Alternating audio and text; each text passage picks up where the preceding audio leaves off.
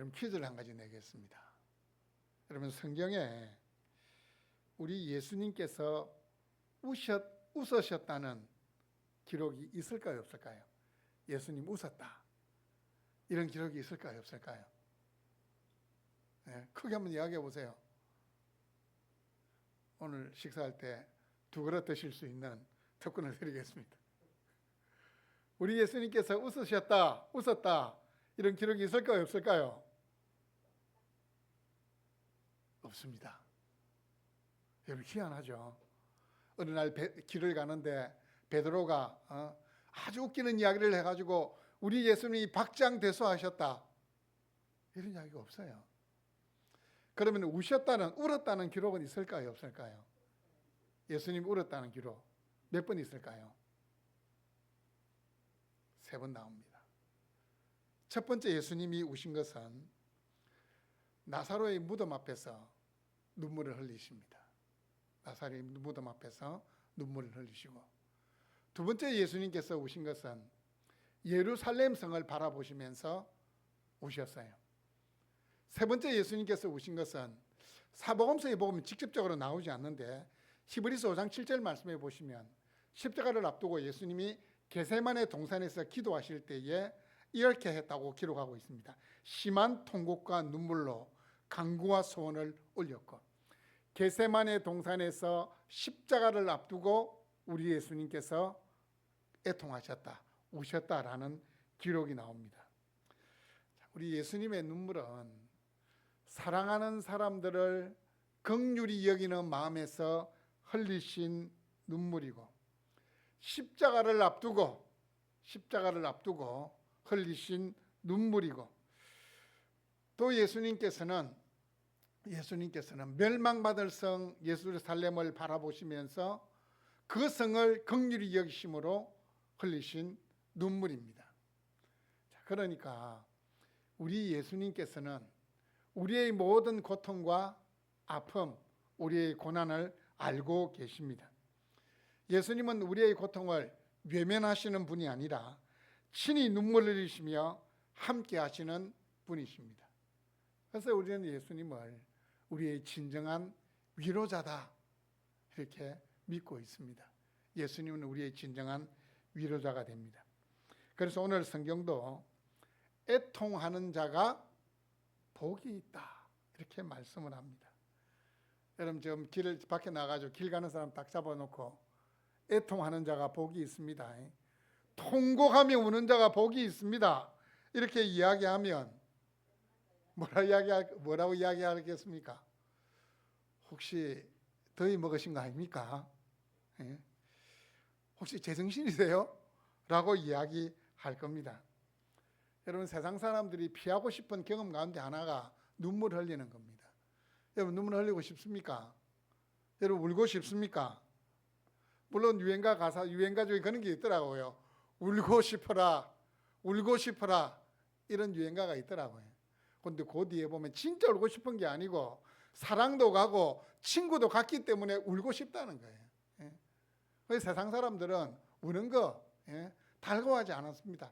내가 평생 살면서 애통하는 경험이 한 번도 없으면 좋겠다, 이렇게 오히려 생각하는데, 오늘 성경에서 우리 주님께서는 애통하는 자가 복이 있다, 이렇게 말씀하시는 거예요.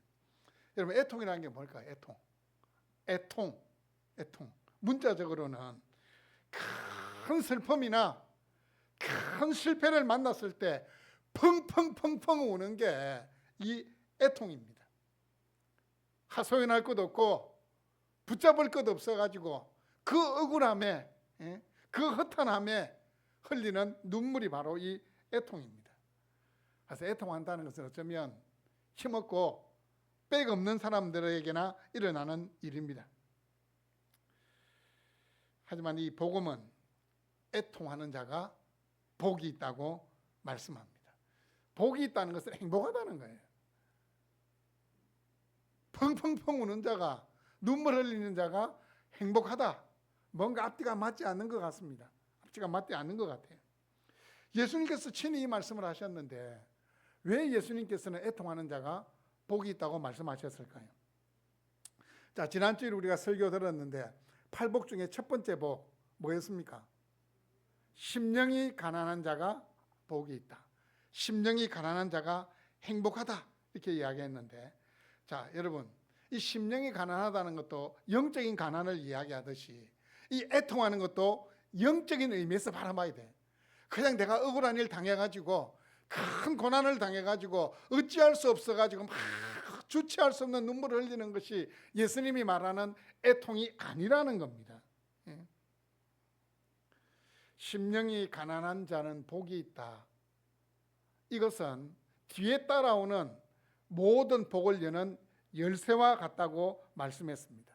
심령이 가난한 것이 우리 주님이 말씀하시는 이 8가지의 복을, 나머지 7가지의 복을 받을 수 있는 출발이라고 말씀드렸습니다.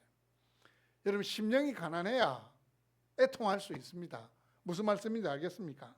심령이 가난한 자에게 필연적으로 따라오는 것이 애통입니다. 나는 무능하고 나는 가치 없는 존재이고 나는 주님 없이는 아무것도 할 수 없습니다. 이게 돼야 주님이 말씀하시는 애통의 단계로 나아갈 수 있다는 겁니다. 이 애통이라는 단어의 뜻은 심히 근심하며 고통스럽게 슬퍼하는 거예요. 그냥 막 눈물 몇 방울 흘리는 게 아니고 이 막 가슴이 아플 정도로 근심하며 고통스럽게 오는 것이 애통입니다. 애통. 굳이 성경에서 그 예를 찾자면 성경에서 애통한 사람이 어떻게 누가 이 애통이라는 이 문자에 가깝게 울었느냐 하면, 여러분 야곱 아시죠? 야곱. 지난주 설교할 때도 야곱이 나왔습니다. 야곱이 가장 사랑했던 아들이 11번째 아들인 요셉입니다. 자신이 사랑했던 아내 라헬이 낳았던 첫 번째 아들이거든요. 그런데 그 요셉이 짐승에게 찢겨 죽었다는 소식을 듣습니다. 자신의 다른 아들들이 요셉을 시기해가지고 저기 애굽에 종으로 팔아버렸는데, 그냥 요셉이 석동옷 벗겨가지고 거기다가 막 찢어가지고 거기다 양의 피를 묻혀가지고 아버지에게 가져온 거예요. 아버지가 심부름 시켰는데 이 요셉이 우리에게 오다가 짐승에게 찢겼고 우리가 가보니까 이 옷자국만, 이 옷만 찢어진 이 옷만 남아 있습니다. 야곱이 그 요셉의 색동옷을 딱 받아들자 말자 통곡하고 울었습니다. 창세기 31장 43절 말씀을 보시면 자기 옷을 찢고 굵은 배로 허리를 묶고 오래도록 그 아들을 위하여 애통하니, 똑같은 단어 애통하니 이렇게 쓰고 있습니다. 도무지 속으로 사귈 수 없고 주체할 수 없는 극심한 슬픔입니다. 아들들이 가서 위로를 해도 안 돼요. 아내가 가서 위로를 해도 안 돼요. 손주들이 가서 위로를 해도 안 되는 거예요. 주체할 수 없는 고통이고 슬픔입니다. 그게 애통입니다. 애통. 자, 우리 예수님께서 애통하는 자가 행복하다, 복이 있다 이렇게 말씀했는데, 그렇다면 어떤 것이 애통하는 자에 해당될까요? 어떤 사람이 흘리는 눈물이 예수님께서 말씀하시는 이 애통하는 자 흘리는 이 눈물과 같을까요? 첫 번째는 자신의 영적인 상태를 깨닫게 됨으로 흘리는 눈물입니다. 여러분, 예수님을 인격적으로 만나게 되면, 우리 예수님을 만나게 되면 필연적으로 따라오는 것이 회개의 눈물입니다. 자신의 죄인됨으로 인하여서 통곡하며 울 수밖에 없습니다. 여러분, 거룩하신 예수님을 만나기 전까지는 자기가 자신을 바라보면 제법 괜찮은 사람이다 이렇게 여겨집니다.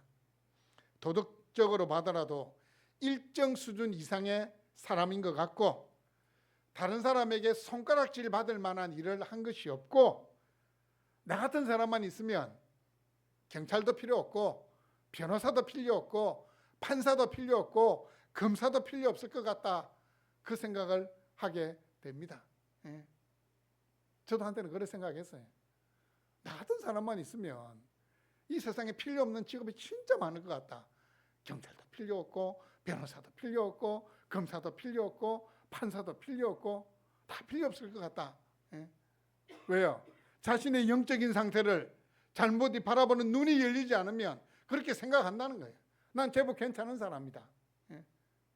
괜찮은 사람. 하지만 해같이 빛나는 거룩하신 주님의 실체를 깨닫게 되면 나 자신이 얼마나 형편없는 사람인지, 죄를 먹고 마시며 살아온 존재인지를 깨닫게 됩니다. 여러분, 예수님과 거리가 가까우면 가까울수록 애통하는 자가 됩니다. 제가 한번 제 신앙 고백을 한번 했습니다. 제가 예수님을 어떻게 만났는지, 제가 애통했던 그 경험을 말씀드렸어요. 중3 때. 여러분, 제가 모태신앙입니다. 지금도 솔직히 저는 세상적으로 볼 때 그렇게 막 윤리적으로 막 도덕적 윤리적으로 비난받을 짓 안 합니다. 그런데 그 중3인데 제가 무슨 큰 죄를 지었겠습니까? 교회, 학교, 집 이거 외에는 그 아이들이 흔하게 하는 그 10분짜리 욕도 제가 욕을 안 했어요. 제가 군에 가서도 제가 욕을 안 했습니다. 욕도 한번 안 해봤는데 아시잖아요. 군에 가가지고 욕 안 하는 게 얼마나 힘든지 아시잖아요. 특히 제가 군 생활할 때는 그냥 폭력이 난무하던 곳이었습니다. 그런 제가 무슨 생각을 했냐면, 야, 어른들은 왜 찬송 부르면 특히 나 같은 죄인 살리시나 하면 막 눈물을 팍 흘리고 우는 걸 보면서 살면서 얼마나 죄를 많이 지었길래 지난 한 주간 동안 세상에서 얼마나 손가락질 받을 짓을 했으면 찬송할 때마다 저리 막 우냐, 그 생각을 했어요. 그런데 그 어린 제가 예수님의 십자가가 나를 위한 십자가였다는 것이 깨달아지는 순간 내가 주님 앞에서 용서받지 못할, 씻을 수 없는 죄인이라는 사실을 깨닫게 된 거예요. 영적인 눈이 딱 열리니까 제가 어떤 존재인지를 바라보게 된 겁니다. 왜요? 그 주님의 임재를 경험하게 되면 마치 내가 벌거벗긴 것처럼, 벌거벗고 있는 것처럼 드러나기 때문입니다. 숨겨진 죄악, 자신의 본 모습이 보인다는 겁니다. 여러분, 40년 전까지만 해도 이 새벽기도 가보면 구석구석에서 눈물을 훌쩍거리거나 아니면 막 통곡하고 있는 사람을 볼 수가 있었어요. 그 사람들이 왜 울까요? 물론 40년 전, 80년대까지만 하더라도 우리나라 그렇게 잘 살지를 못했어요. 삶이 너무 고달파가지고 먹고 살기 힘든 시절이기 때문에 우리 주님 앞에 나와가 막 하소연하면서 울었을까요? 그렇게 울은 사람도 있었을 것입니다. 그런데 가만히 들어보면 그 통곡하는 이유가 먹고 살기 힘들다는 이유로 우리 주님을 애써 외면하며 살아왔던 자신의 죄를 위해서 통곡하는 겁니다. 먹고 사는 문제로 우리 주님을 멀리했던 그것 때문에 통곡하는 눈물이었습니다. 먹고 사는 문제 때문에 신앙을 등한시하지 않게 해달라고 우리 주님 앞에 눈물로 기도하는 통곡이었습니다. 왜냐하면 자신의 의지, 결단으로는 안 되기 때문입니다. 내가 아무리 결심해도 우리의 결심은 쉽게 흔들립니다. 주님의 은혜가 있어야 돼. 주님의 은혜가 있어야 되기 때문에 통곡하며 기도하는 겁니다. 여러분, 바울은 감히 우리가 쳐다보지도 못할 정도의 영성을 소유한 사람입니다. 성경에서 우리 예수님 다음으로 신앙의 롤 모델을 뽑으라 그러면 당연히 바울입니다. 그가 기록했던 서신서들을 쭉 읽어보면, 로마서부터 쭉 읽어보시면, 히브리서 앞까지 쭉 읽어보시면 어떤 내용들이냐, 그가 복음을 전하면서 그가 부활하신 예수님 만나가지고 이 복음 전도자로 살면서 얼마나 큰 고난을 당했는지, 얼마만큼 자신을 희생하고 손해봤는지를 읽을 수 있습니다. 하지만 그런 바울도 여전히 자신의 안에 남아있는 죄의 세력을 깊이 인식하고 탄식을 했습니다. 로마서 7장 21에서 24절 말씀을 보시면 바울이 이렇게 탄식합니다. 내 속사람으로는 하나님의 법을 즐거워하되 내 지체 속에 다른 한 법이 내 마음의 법과 싸워 내 지체 속에 있는 죄의 법으로 나를 사로잡는 것을 보는도다. 오라, 나는 공고한 사람이로다. 이 사망의 몸에서 누가 나를 건져내랴. 우리가 볼 때는 엄청난 신앙의 위인이고 쳐다보지 못할 정도로 주님과 거리가 가까운 사람이지만, 이 사도 바울도 자신의 상태를 쳐다보니까 여전히 죄악된 본능으로 인하여서 유혹당하고 있고 수시로 넘어질 수밖에 없는 연약한 존재다라는 사실을 깨닫게 된 겁니다. 성령으로 거듭난 자와 이 죄악된 본성 사이에 치열한 영적인 전투가 일어나고 있는 겁니다. 여러분, 영적인 전투가 계속되고 있다는 것을 기억하셔야 돼요. 이 예배 시간에도 영적인 전투가 일어납니다. 이 말씀을 듣고 있는 이 시간에도 사탄은 우리에게 죄악된 본성을 자극하여서 말씀이 내 귀로 들어와서 내 안에 들어와야 되는데 들어오지 못하도록 막는 그 역사를 하고 있다는 사실입니다. 여러분, 신앙이 어느 정도 수준까지 올라가면 죄를 짓지 않을까요? 지천명 하늘의 뜻을 깨닫게 되면 50세가 넘으면, 한 신앙생활 한 50년 정도 하면 죄를 짓지 않는 수준까지 올라갈까요? 그럼 저는 죄를 안 지어야 되겠네요. 신앙생활 한 지 50년 넘었기 때문에. 천만에 아닙니다. 아무리 신앙의 연차가 오래돼도, 아무리 주님을 가까이 해도 우리 죄악된 본성은 천국 가는 그날까지 우리를 괴롭힙니다. 우리는 죄의 영향력에서 벗어날 수 없어요. 그래서 기도해야 되는 거예요. 그래서 말씀을 붙잡아야 되는 거예요. 그래서 여러분, 믿음이 좋으면 좋을수록 자신의 영적인 상태를 보면서 탄식하게 됩니다. 절규하고 애통하게 됩니다. 나는 죽을 죄인입니다 라고 이야기하는 겁니다. 신앙이 없는 사람일수록 나는 제법 괜찮은 사람입니다. 이만하면 나는 된 사람입니다. 천지를 모르고 그렇게 이야기를 합니다. 어째서 나는 아직까지도 화를 잘 내는 걸까? 제 고백처럼 들립니다. 나는 왜 이렇게 변화가 되지 않는가? 나는 왜 이렇게 결점투성이인가? 나는 왜 이렇게 아직까지 시기심이 많고 악한 생각을 품는가? 나는 왜 여전히 실망하고 불평하고 부정적인 생각에 사로잡히게 되는가? 자신을 이렇게 들여다보는 눈이 열리게 되면 애통하게 됩니다. 하나님 변화시켜 주십시오. 하나님 저 마음을 만져주십시오. 하나님께서 위로해 주셔야 됩니다. 우리 하나님밖에 없습니다. 이렇게 되는 겁니다. 여러분, 지금 여러분의 상태는 어떻습니까? 지금 이대로 괜찮은 겁니까? 여러분의 영적인 상태로 인해서 탄식하고 절규하고 애통하신 경험이 언제입니까? 주님은 말씀하십니다. 복이 있도다 애통하는 자여. 복이 있도다 애통하는 자여. 둘째, 성경이 말씀하시는 애통은 다른 사람의 죄 때문에 흘리는 눈물입니다. 나를 위해서도 울지만 다른 사람을 위해서도 울어야 된다는 겁니다.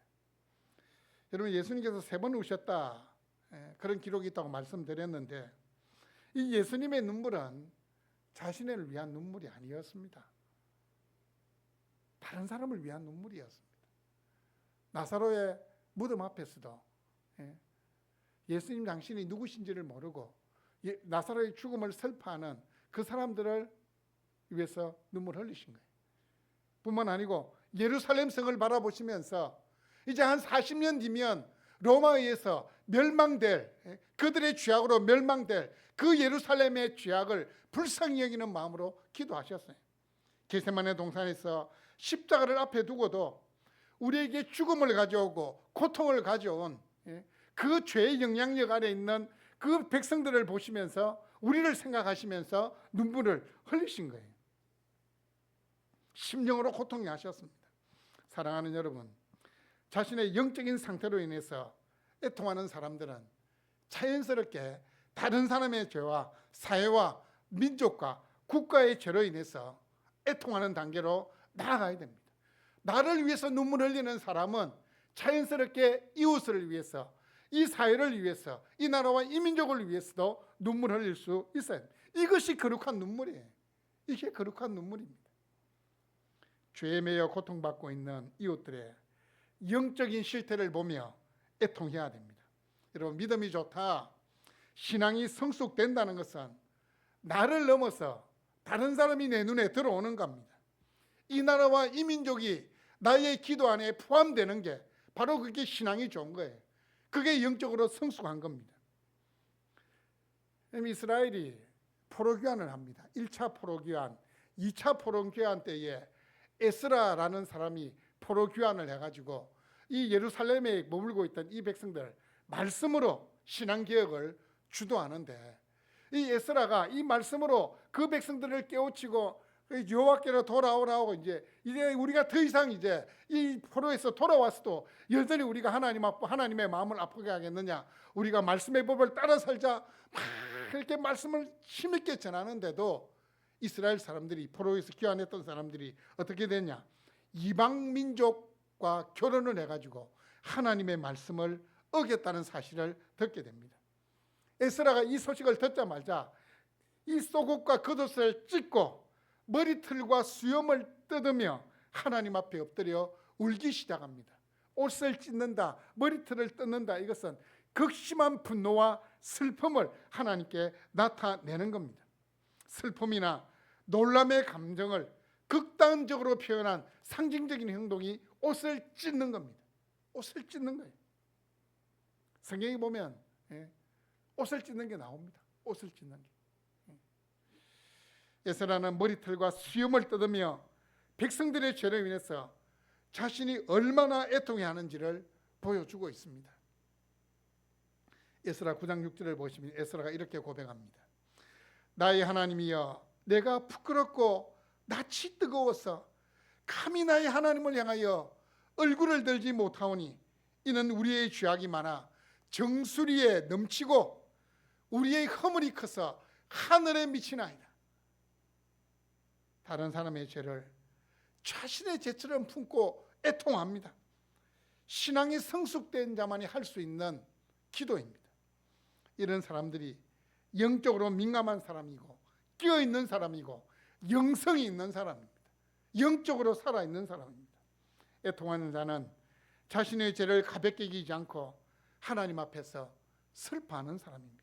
애통하는 자는 죄 때문에 하나님의 관계가 끼어지는 것을 아파하는 사람입니다.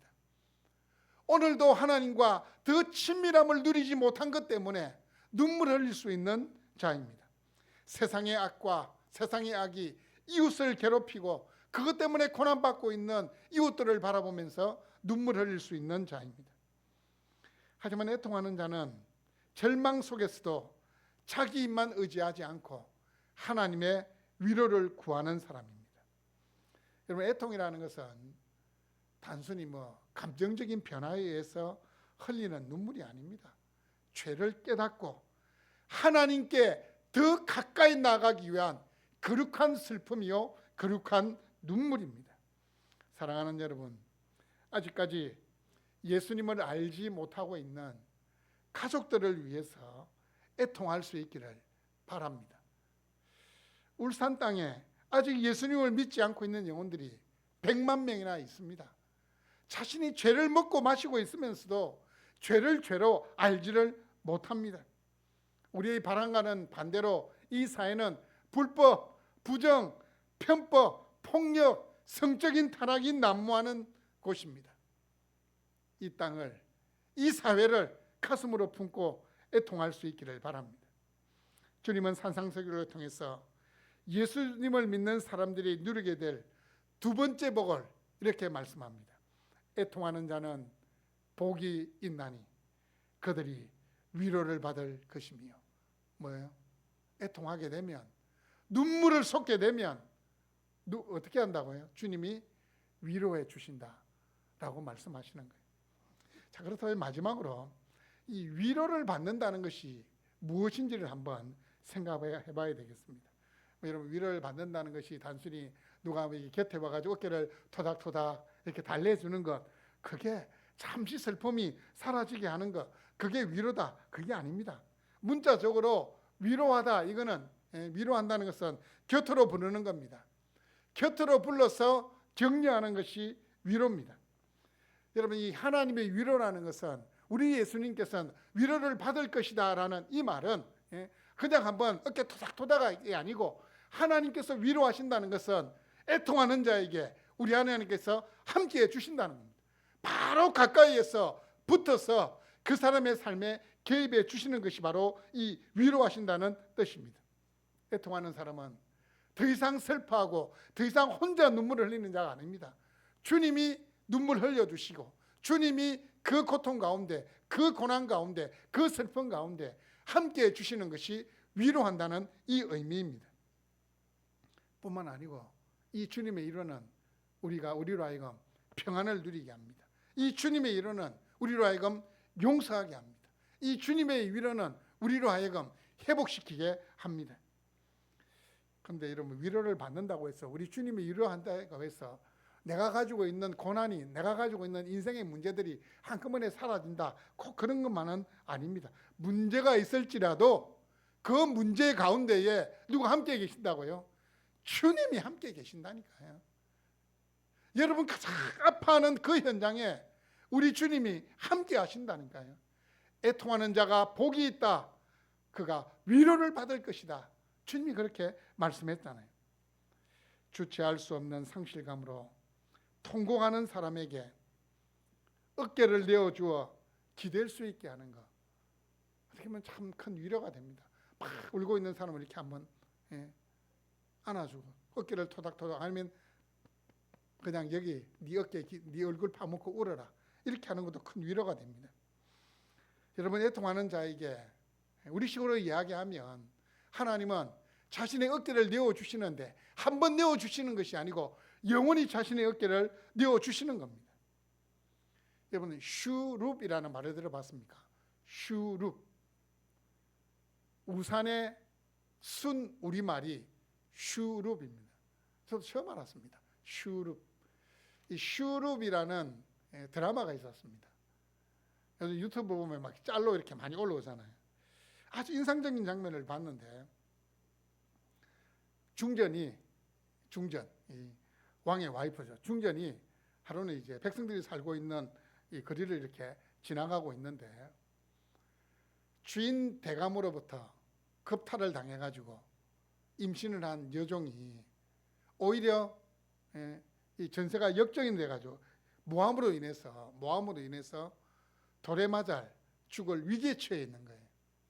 그래서 이 중전이 지나가다가 지나치지 않고 거기서 이제 왜 그러냐 하고 이제 그 대감에게 이렇게 저렇게 막 이렇게 말을 주고받습니다. 그때 이 유정이 막 엎드려가지고 막 흐느끼면서 이 중전에게 이야기합니다. 그냥 제 일은 제가 알아서 할 테니까 그냥 저를 버려두고 가십시오. 가시고 나면 제가 오히려 더 큰 화를 당할 수가 있습니다. 더 큰 고통을 당할 수 있습니다. 라고 이야기합니다. 그때 중전이 아주 멋진 대사를 날리더라고요. 너무 멋진 대사를 날려요. 내 이미 너의 삶에 끼어들었다, 이렇게 이야기해요. 그건 무슨 말입니까? 책임져 주겠다는 거예요. 책임지겠다는 거예요. 그래서 저는 이게 슈룹이라는 그 드라마의 그 장면을 보면서 우리 주님께서 애통하는 자는 복이 있나니 그가 위로를 받는다 할 때에 우리 주님께서 동일하게 네가 너를 위해서, 너의 가족을 위해서, 이 나라와 이 민족을 위해서 눈물을 흘리면 내가 이제 너의 삶을 책임지겠다, 내가 이미 너의 삶에 끼어들었다, 이렇게 말씀하시는 것을 느꼈습니다. 사랑하는 주님, 사랑하는 여러분, 하나님은 애통하는 자의 인생에 이미 끼어들었습니다. 흘린 눈물을 그냥 두고 보지 않으십니다. 우리 아버지 하나님은 모든 위로의 하나님이시기 때문입니다. 여러분, 어떤 사람에게 가야 위로를 받을 수 있습니까? 나를 가장 잘 이해해 줄 수 있는 사람 찾아가야 돼요. 사람에게 위로를 받으려고 하면 나를 가장 잘 이해해 줄 수 있는 사람에게 찾아가야 위로를 받을 수 있습니다. 그렇다면 여러분, 우리의 사정을 가장 잘 아시는 분 누구일까요? 히브리서 4장 15절과 16절은 이렇게 말씀합니다. 우리에게 있는 대제사장은 우리의 연약함을 동정하지 못하실 리가 아니요 모든 일에 우리와 똑같이 시험을 받으신 이로되 죄는 없으시니라. 그러므로 우리는 긍휼하심을 받고 때를 따라 돕는 은혜를 얻기 위하여 은혜의 보좌 앞에 담대히 나아갈 것이니라. 누구 앞에 나아간다고요? 주님 앞에 담대히 나아갈 것이니라. 애통하는 자는 복이 있습니다. 왜냐하면 주님이 우리의 삶에 개입하시기 때문입니다. 주님이 우리와 함께 하시기 때문입니다. 여러분, 이번 한 주간을 보내면서 주님, 저 자신을 바라보는 영적인 눈이 열려지게 하여 주시고 정말 저 자신을 위해서 애통의 눈물을 흘릴 수 있는 이번 주간이 되게 하여 주옵소서. 주님, 이번 주간을 보내면서 사랑하는 가족을 위하여 또 내가 살고 있는 이 울산을 위하여 이 나라와 이 민족의 상황을 두고 눈물을 흘리며 애통할 수 있게 주십시오라고 마음의 소원을 가지며 살아갈 수 있는 여러분 되시기를 주님의 이름으로 축복합니다. 아멘.